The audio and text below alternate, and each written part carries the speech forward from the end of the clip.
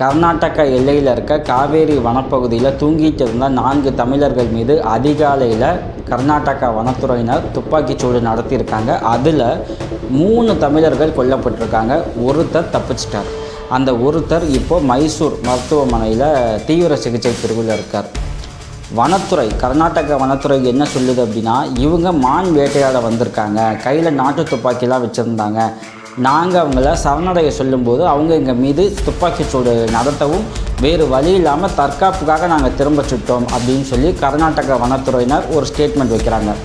இங்கே தப்பிச்சு ஓடினார் பார்த்தீங்களா, அவரும் இந்த 3 தமிழர்கள் பலியானாங்க பார்த்தீங்களா, அவங்களோட குடும்பத்தினரும் என்ன சொல்கிறாங்க அப்படின்னா, மான் வேட்டையாடவே போகலை, நாங்கள் வனப்பகுதிக்கு பக்கத்தில் தான் எங்கள் கிராமம் இருக்குது, நாங்கள் மாடுகளை அங்கே மேய்ப்போம், 3-4 மாடுகள் மிஸ் ஆகிருச்சு, அதை தேட தான் இவங்க வனப்பகுதிக்குள்ளே போனாங்க, ஆனால் கர்நாடகா வனத்துறையினர் அநியாயமாக சுட்டு கொண்டுட்டாங்க அப்படிங்கிற ஒரு குற்றச்சாட்டை பலியான குடும்பத்தினர், ஓகேங்களா, பலியான தமிழர்களின் குடும்பத்தினர் வச்சுருக்காங்க. நல்லா கேளுங்க, இது ஃபஸ்ட் டைம் கிடையாது. கர்நாடகாவில் இதே மாதிரி ஏற்கனவே ஒரு சம்பவம் நடந்திருக்கு. 2014 பழனி அப்படிங்கிற நபர் கர்நாடக எல்லையில் இருக்க ஒரு வனப்பகுதியில் சித்திரவதை செய்யப்பட்டு சுட்டு கொல்லப்பட்டார். 2015 எடுத்தீங்க அப்படின்னா ஆந்திராவில் எல்லை பகுதியில் 20 தமிழர்கள் சுட்டு கொல்லப்பட்டாங்க. தமிழர்கள் ஏன் இந்த எல்லை பகுதியில் தொடர்ச்சியாக பலியாகிட்டே இருக்காங்க? இது ஒரு பேட்டர்ன் மாதிரி தெரியுதா, இல்லை தற்செயலாக இருக்கா? இப்படி பல கேள்விகள் இருக்குது. இந்த வீடியோவில் இந்த 3 சம்பவங்கள் குறித்து பார்க்க போகிறோம். அதை விட முக்கியம், இப்போது பலியான அந்த 3 தமிழர்கள், அது குறித்து, அந்த சம்பவம் குறித்து யாருமே எழுப்பாத கேள்விகளை நாம் இந்த வீடியோவோட கடைசி பகுதியில் கேட்க போகிறோம். அதனால் வீடியோவை ஃபுல்லாக பாருங்கள். வெல்கம் டு அன்காஸ் தமிழ். நான் உங்கள் எம்எஸ்வி.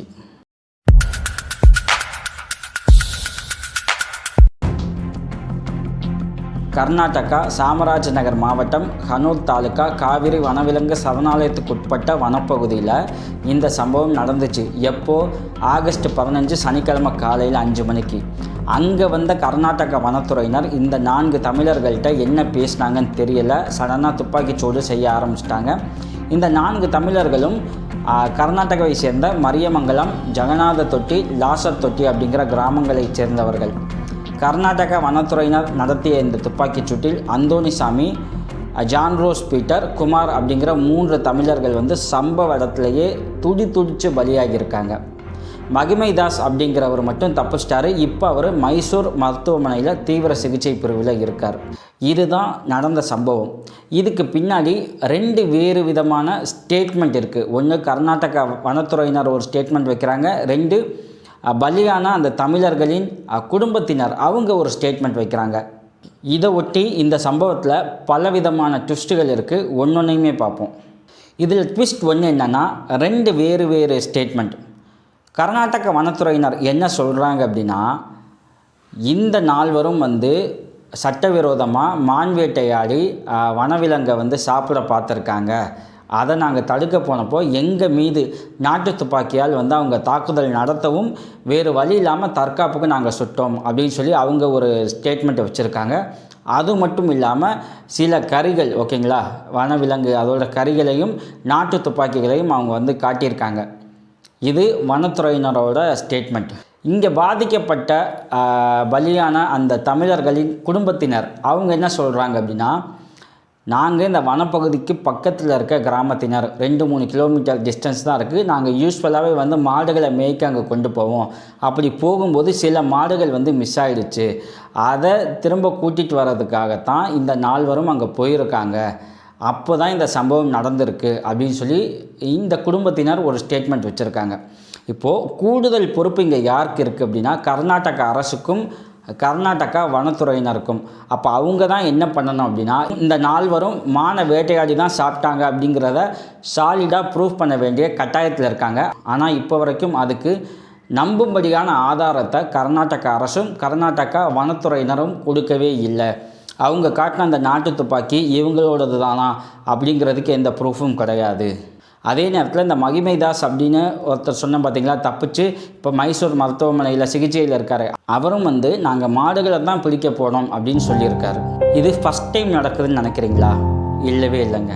சேலம் மாவட்டம் மேட்டூரை அடுத்துள்ள கர்நாடக எல்லை பகுதியான செட்டிப்பட்டியைச் சேர்ந்தவர் பழனி.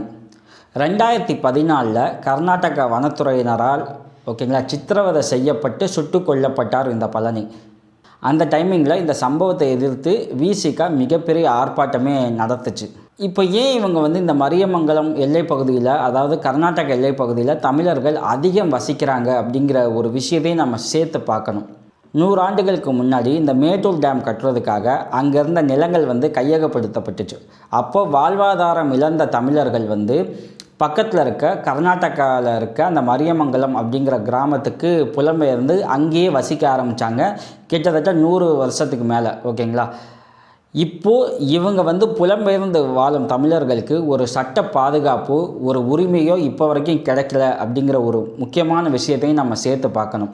ஏன் அப்படின்னா, இந்த வளர்ச்சிக்காக மக்களை அவங்க வசிக்கிற இடத்துல வேறு இடத்துக்கு மூவ் பண்ணிடுறாங்க சிம்பிளாக இந்த பொலிட்டீஷியன்ஸ். ஆனால் அவங்களுக்கான பாதுகாப்பு கேள்விக்குறியாக்கப்படுது அப்படிங்கிற ஒரு முக்கியமான விஷயம் இந்த சம்பவத்தின் மூலமாக நம்ம தெரிஞ்சுக்கலாம். இப்போது கர்நாடகாவில் மேகதாது டேம் கட்டுறதா பேசிகிட்டு இருக்காங்க பார்த்தீங்களா.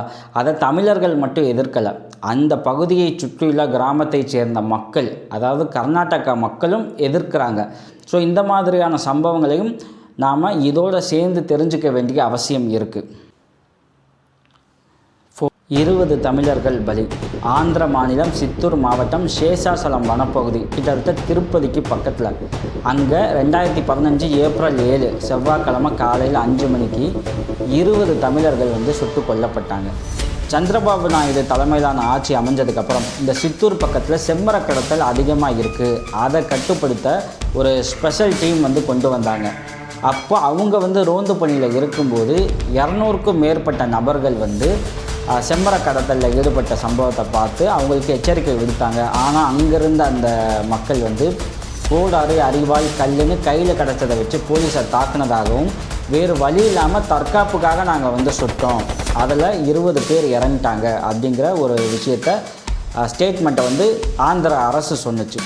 அது எப்படி செத்த எல்லாருமே தமிழர்களாக இருக்காங்க, அதுவும் ஆந்திர எல்லையில் ஒரு தெலுங்கர் கூட இல்லையா அப்படிங்கிற கேள்வியும் அப்போ உருவாச்சு. ஆந்திர அரசு வேறு வழி இல்லாமல் இவங்க செம்மரம் கடத்தினாங்க அப்படிங்கிறதுக்காக சில சிசிடிவி ஃபுட்டேஜையும் காட்டினாங்க. ஆனால் இது அந்த பகுதியில் எடுக்கப்பட்ட சிசிடிவி ஃபுட்டேஜ் கிடையாது, மாமண்டூர் அப்படிங்கிற பகுதியில் எடுக்கப்பட்ட சிசிடிவி ஃபுட்டேஜ்.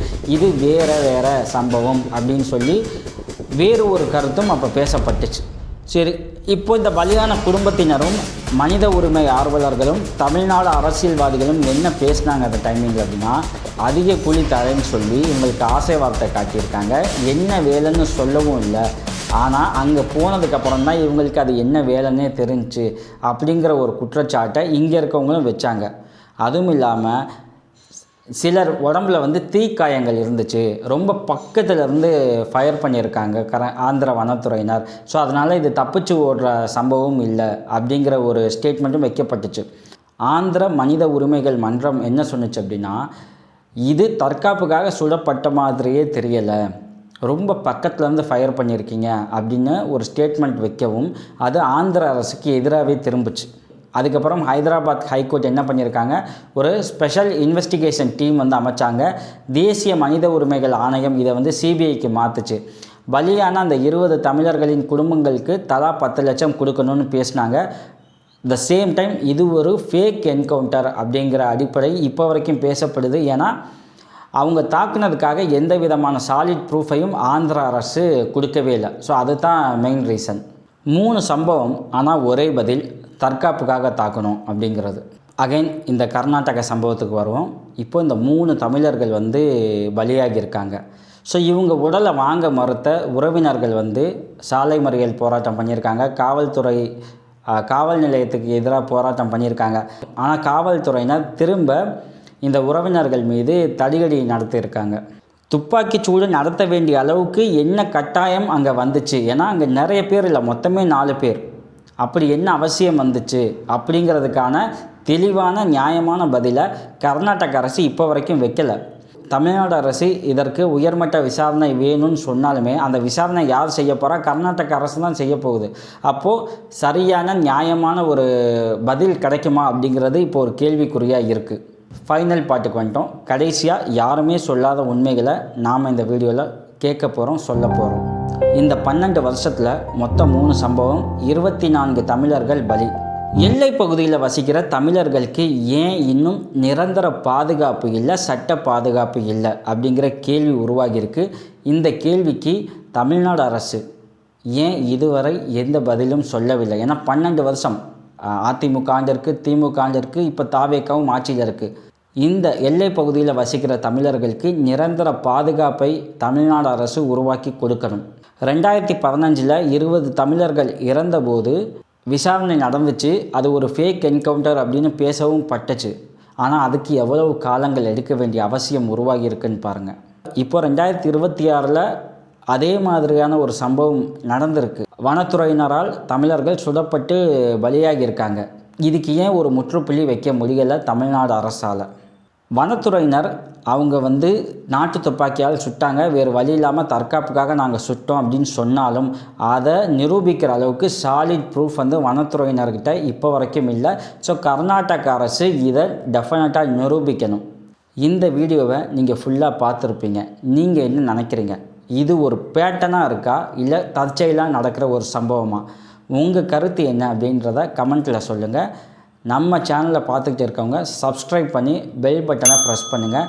இந்த மாதிரியான உண்மை சம்பவங்களை கண்டினியூஸாக பேசுவோம். தேங்க்யூ.